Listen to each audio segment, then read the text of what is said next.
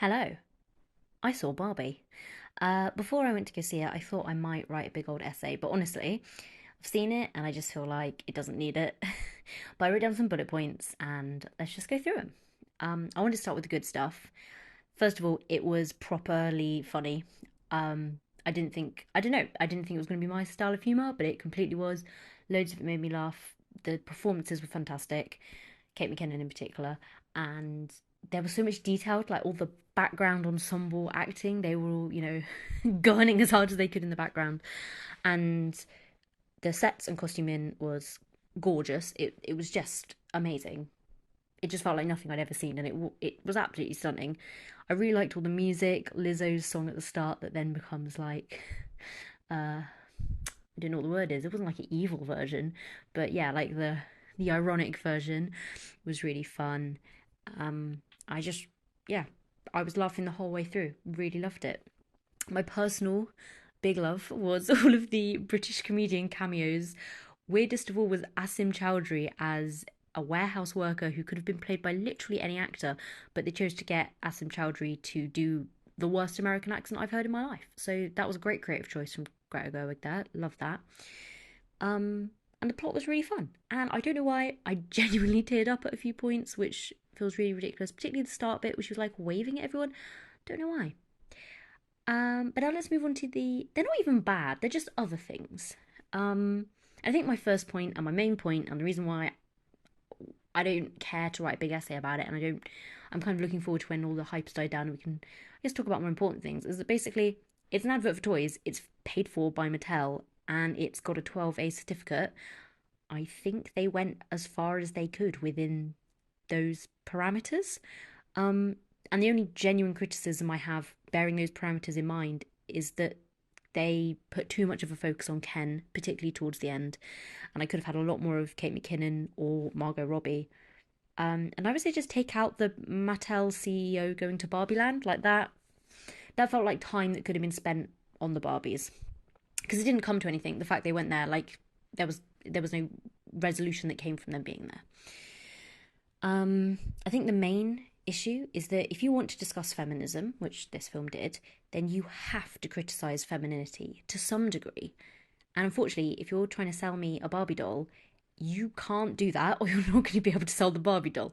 So at the end of the day, I feel like it didn't go wrong. Like I don't think it fell into like choice feminism, like liberal feminism type pitfalls that I was concerned it might. But it was just the most gentle feminist analysis in the world, and it didn't go very far at all, which makes the men losing their minds about it even funnier because they couldn't cope with some like actual feminism. Um, they did discuss sexual harassment in a way that I liked, but to make any real point, you'd need to go a lot further, um, which would necessitate it probably being a higher age certificate and probably it's hard to do that with a light touch and keep the mood light. I'm sure there are ways to do it, but this is probably not the film for it.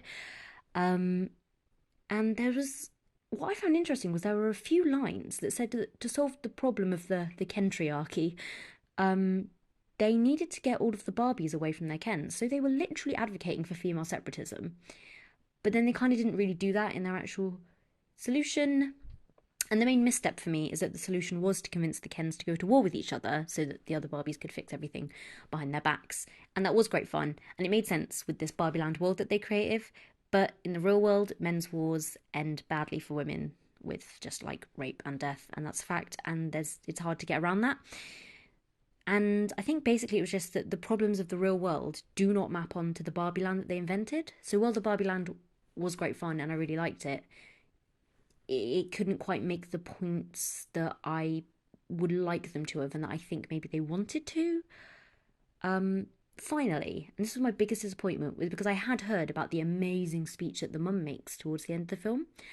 And so I was kind of, ooh, when's it going to happen? And then it started, and I was like, it wasn't bad, but like, is it 1975? It was just so like basic feminism 101. And I was just like, just say something more original or like something bigger or more explosive or just more personal to that character. I don't know. It felt a bit just like I've heard that before.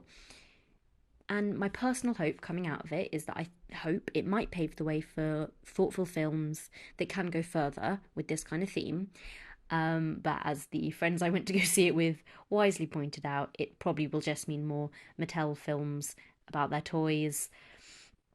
Um, but honestly, I prefer this over like the Marvel stuff. I'd rather at least there was some thoughtfulness and some inventiveness with these kind of cash grab films than uh yeah, the boring stuff that's kind of being churned out sometimes. Um, the final thing it made me think is that I've watched quite a lot of sci-fi thriller kind of films that deal with race politics in America. So like Get Out, They Clone Tyrone, Sorry to Bother You, and I really love these films. And it does make me wonder. Well, number one, I'd love to see the UK version, like talking about our racism and our politics because it is similar, but it is also different. So I'd really love to see the UK version, and particularly like our kind of media conventions as well are a bit different to like American thriller, um, and kind of the film conventions that those films are pulling on. Like the UK version is a bit different. So I'd love to see that.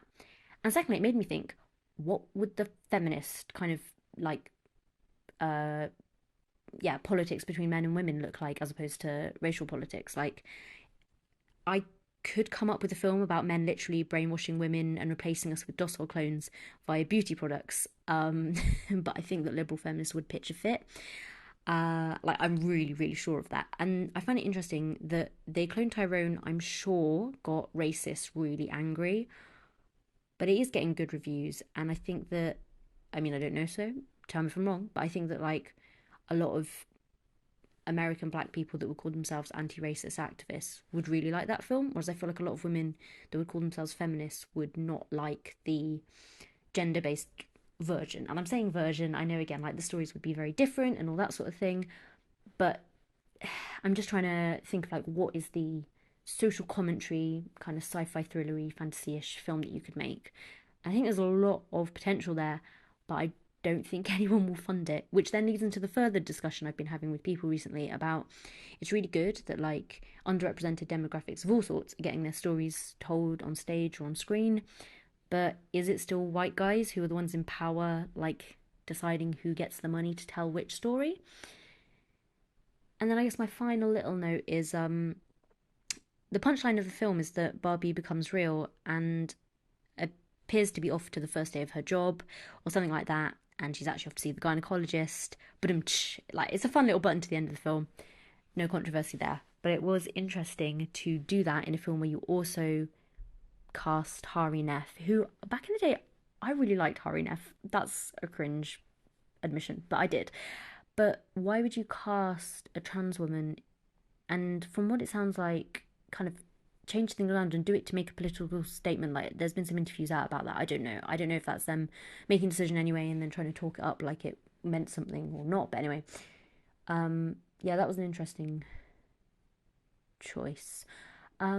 Yeah, finally I just say I want way more Kate McKinnon. She was the best character and the coolest Barbie. And again, like she was the Barbie that had broken away from femininity and being the perfect dolly by being played with too hard. I don't know. I think there was something interesting and again another slightly different feminist point you could have made using that character, but they chose not to. And that feels like a bit of a missed opportunity. But at the end of the day, it's just an advert for toys. So what do you expect?